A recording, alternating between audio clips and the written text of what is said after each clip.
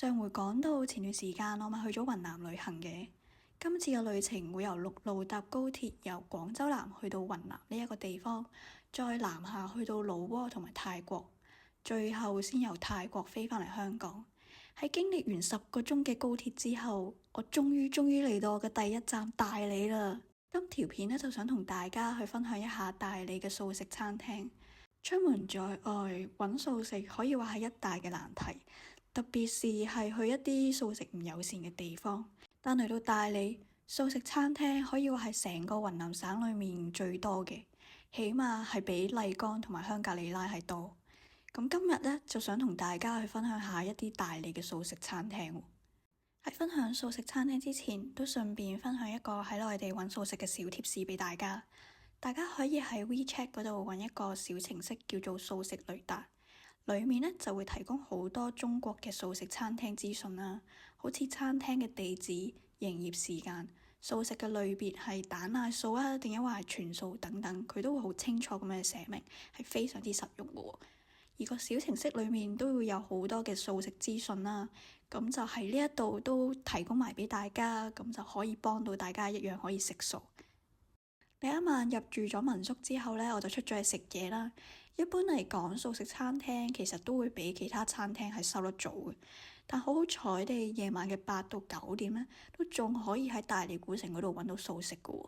而第一間素食餐廳呢，就係雲山之菌野生菌養生火鍋店菩提閣，個名真係超級長，好似念緊急口令咁樣。大理入夜之後嘅溫度真係好適合食一個暖粒粒嘅火鍋，仲要係專門做素食嘅火鍋店，咁所以呢一個呢，就一定要推介俾大家啦，係咪先？不過一個人食火鍋就真係有少少奢侈，我會覺得。咁所以最後我喺呢一個地方都淨係嗌咗一個雲南素菇菌米線，味道咯就有少少唔係好習慣，有少少重口味啦，但係佢啲料係超級足噶。呢一刻嘅我就有少少掛住香港嘅譚仔米線。本來嚟到雲南係想食正宗嘅雲南米線，不過食完之後我先發覺，可能港式嘅譚仔米線會更加啱我胃口。嚟到第2日出街揾食，網上見到大理居然有免費嘅素食，仲要係自助餐，梗係唔執輸過去望下啦。點知去到先發現，原來錯過咗開放時間，有啲失望之餘，唯有轉戰附近嘅眾善園之家啦。呢一間嘅餐廳比較簡單，主要係做早餐為主，但都正正啱晒前一晚瞓得唔好，同埋適應緊新環境嘅我。我嗌咗一個豆漿同埋幾隻素水餃，味道方面我就會有少少普通啦，冇乜特別，但就可以餵飽我。唔知大家會唔會都同我一樣係一個玻璃肚，一落地如果太快去試新嘢，個腸胃就會好快唔舒服。所以呢一間嘅眾善園之家就好似一個緩衝區咁，可以俾我慢慢咁樣適應大理嘅食物。吸收咗第2日嘅經驗之後，第3日我就神咁早去到慈元齋去等位，想試下佢哋嘅免費素食自助餐。未到開放時間，餐廳門口就已經排咗一大條隊。好多公公婆婆拎住佢自己嘅飯盒喺度等緊，可想而知個慈元齋係幾咁受歡迎。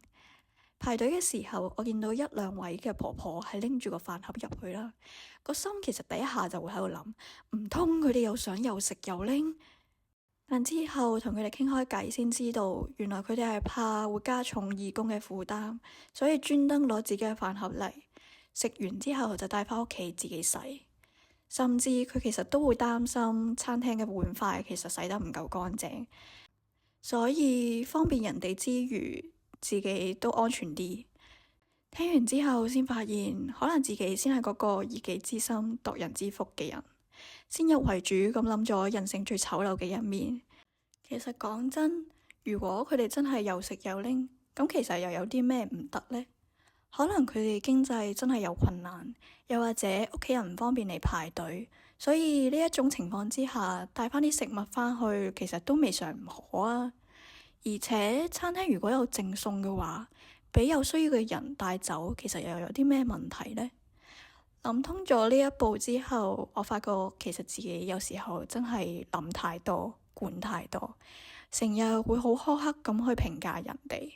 所以呢一下我真係要不停咁提醒自己，放寬心，放寬心。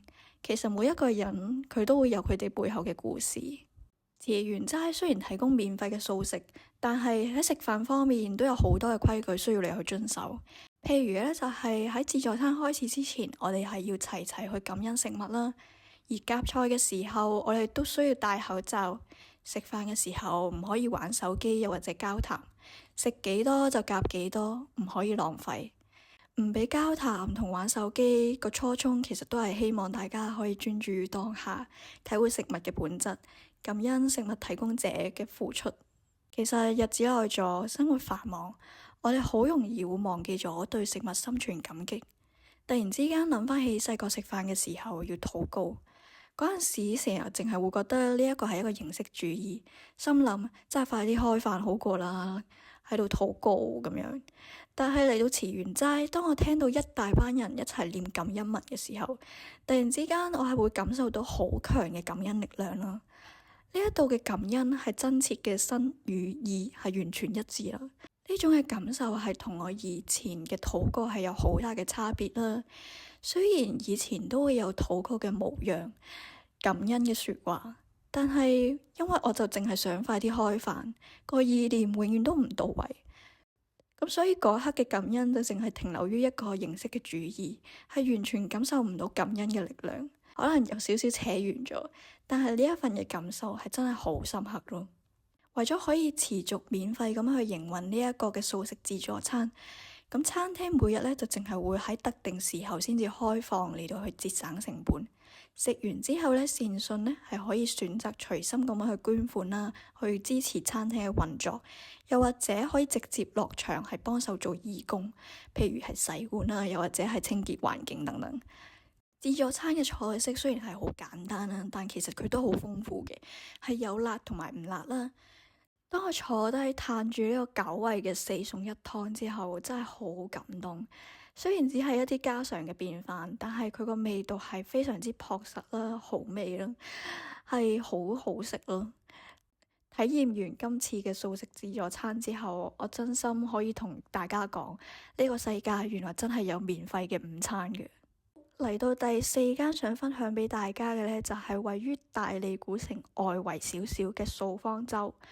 如果你覺得大利古城太過商業化，貨品又千篇一律嘅話呢，就不妨嚟素方舟可以行下。呢一度與其話係一間餐廳，不如話係一個小社區。喺呢一度你可以揾到好多有趣嘅體驗課程啦，好似 handpan、紮染，又或者冥想同埋Sound Healing 等等。每晚素方舟都會舉辦一人素食自助打邊爐啦。